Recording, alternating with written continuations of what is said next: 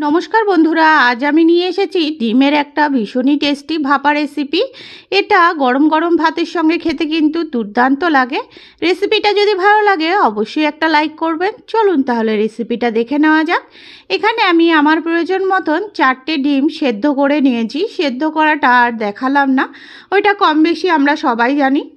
তার জন্য ডিমগুলো সেদ্ধ করে খোসা ছাড়িয়ে নিয়েছি। তারপরে দেখুন একটা ছুরির সাহায্যে এভাবে ডিমগুলোকে একটু কাট লাগিয়ে নিচ্ছি। এক এক করে সব ডিমগুলোকে কিন্তু আমি এভাবেই কাট লাগিয়ে নিচ্ছি ছুরির দিয়ে। ডিমগুলো সব রেডি করা হয়ে গেল। এবার ডিমগুলোকে একটা সাইডে রেখে দেব। আর এইদিকে একটা মিক্সার জার নিয়ে নিলাম। মিক্সার জারের মধ্যে আমি একটা মশলার পেস্ট রেডি করব, তার জন্য নিয়ে নিলাম। এখানে দিয়ে দেবো 2 টেবিল চামচ মতন হলুদ সর্ষে, আর দিয়ে দেবো 1 টেবিল চামচ মতন কালো সর্ষে। এরপরে দিয়ে দেবো এখানে 4 থেকে 5টা মতন গোটা কাজু, আর দিয়ে দিচ্ছি এখানে 1 টেবিল চামচ মতন পোস্ত। এবার সব কিছুকে একটু শুকনো ঘুরিয়ে নেব।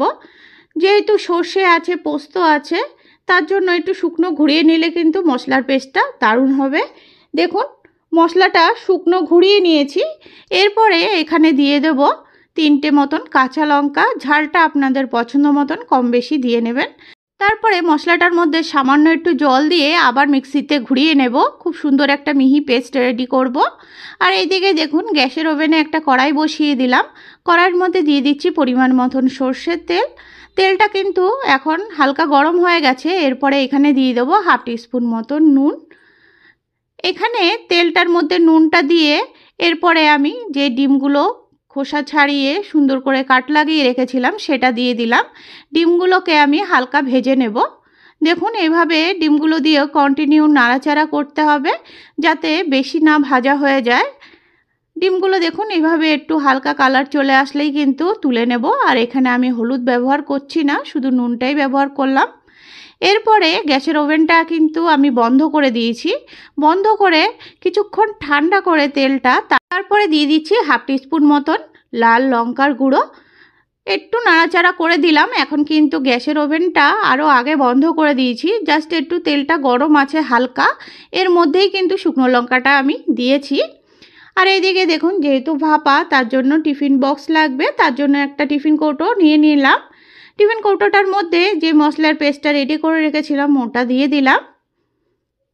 এবার মিক্সির জারটা ধুয়েও একটু জল দিয়ে দিলাম। খুব সামান্যই কিন্তু জলটা দিয়েছি। আর এখানে দিয়ে দিচ্ছি 1 টিস্পুন মতন হলুদ গুঁড়ো, আর দিচ্ছি এখানে 1 টিস্পুন মতন চিনি। এবার হলুদ গুঁড়োটা আর চিনিটা ভালো করে কিন্তু একটু মিশিয়ে নিতে হবে। যেহেতু চিনিটা একটু গলতে সময় লাগবে, তার জন্যই চিনিটা একটু ভালো করে মিশিয়ে নিতে হবে। আর এখানে দিয়ে দিচ্ছি 1 টিস্পুন মতন নুন। নুনটা কিন্তু আমি টেস্ট করে তারপরে দিয়েছি। আর এইদিকে দেখুন যে ডিম ভাজার তেলের মধ্যে আমি কাশ্মীরি রেড চিলি পাউডারটা মিশিয়ে রেখেছিলাম, সেই তেলটা আমি এখানে 2 টেবিল চামচ মতন ব্যবহার করলাম। তারপরে ডিমগুলো দিয়ে দিলাম সব। তারপরে এখানে দিয়ে দিচ্ছি 2টো কাঁচা পাকা কাঁচা লঙ্কা। এরপরে একটু নাড়াচাড়া করে দিলাম। আর এখানে একটা সেদ্ধ ডিম ছোট একটা গ্রেটারের সাহায্যে এভাবে একটু গ্রেট করে দিচ্ছি। এতে ঝোলের ঘনত্বটাও বাড়বে আর খেতেও কিন্তু ভীষণই টেস্টি হবে। দেখুন এভাবে করে আমি সব ডিমটা গ্রেট করে দিয়ে দিলাম। এরপরে হালকা একটু চামচের সাহায্যে একটু মিশিয়ে নিচ্ছি। দেখুন এটা বেশি ঘাটাঘাটি করলে কিন্তু ভালো হবে না, ডিমের যে গ্রেট করা অংশটা একদম গলে যাবে।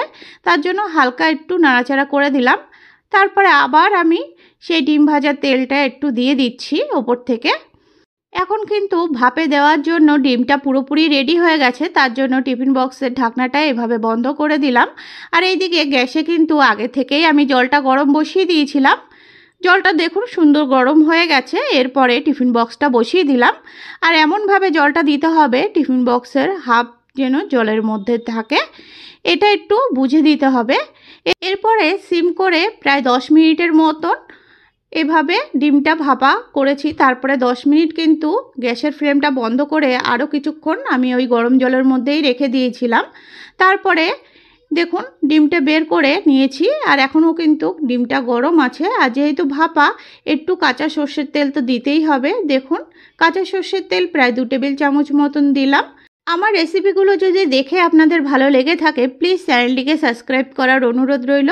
আর যারা করে রেখেছেন তাদেরকে অসংখ্য ধন্যবাদ। দেখুন কতটা সুন্দর হয়েছে।